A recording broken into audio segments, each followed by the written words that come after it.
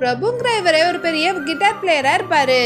இவர் ஒரு ஆர்கெஸ்ட்ரா குரூப்ல இருப்பாரு. இப்ப ஃபாரின் போறதுக்கு இவர் குரூப்ல இருக்க எல்லாருக்குமே விசா கிடைச்சிரும், இவருக்கு மட்டும் கிடைக்காது.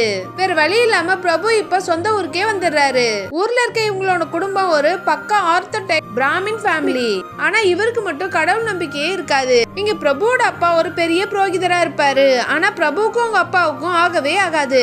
ஏன்னா சின்ன வயசுல அவங்க அம்மா வளர்த்த நாய இவங்களோட அப்பா அடிச்சு விரட்டிட்டு இருப்பாரு. கோவமா இவரு அவங்க அப்பாட்ட பேசாமே இருப்பாரு. இப்ப வேலைக்கும் போக முடியாம இவர் கையில காசும் இருக்காது.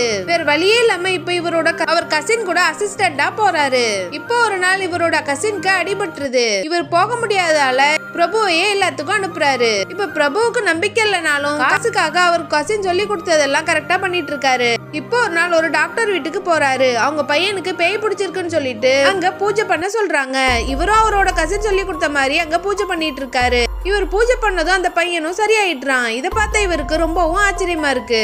இதுக்கப்புறம் இவரோட கண்ணுக்கு மட்டும் அவர் வீட்டுல ஒரு பொண்ணு தெரியுறா. இப்ப பிரபுவும் நீ யாருன்னு சொல்லி கேட்கவும் அந்த பொண்ணுக்கு தான் யாருன்னு கூட தெரியல. இப்போ இந்த பொண்ணு பிரபுவோட போனை யூஸ் பண்ணி மேக்கப் ஐட்டம் ட்ரெஸ்ஸஸ் சொல்லிட்டு ஆர்டர் பண்றா. இத பார்த்து அவங்க வீட்டுல இருக்கவங்களுக்கு ஒன்னும் புரியல. இப்ப பிரபுவும் இந்த பேய் எப்படியாவது விரட்டணும்னு சொல்லிட்டு வீட்டுல பூஜை எல்லாம் பண்றாரு.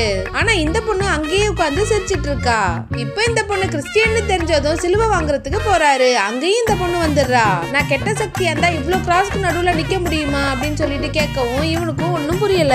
அந்த நேரம் பார்த்து இவருக்கு ஒரு கால் வருது. அதுல பேசினவரு நீ உடனே வா, கிட்டாரிஸ்ட் ஒருத்தவங்க கேட்டிருக்காங்க, நீ வந்து ட்ரை பண்ணுன்னு சொல்லி கூப்பிடுறாங்க. இவரும் அங்க உடனே கிளம்பி போறாரு. அங்க போய் இவர் கிட்டார் பிளே பண்ணா அவருக்கு இவரோட டியூனு சுத்தமா பிடிக்க மாட்டேங்குது. இப்ப இந்த பொண்ணு பக்கத்துல நின்னுட்டு சொல்லி கொடுக்கவும் இவனும் கரெக்டா அவர் சொன்ன டியூனை பிடிச்சிடுறான். இப்ப அவங்களுக்கு ரொம்பவும் ஹாப்பி ஆயிட்டு நீ மும்பை வான்னு சொல்லிடுறாங்க.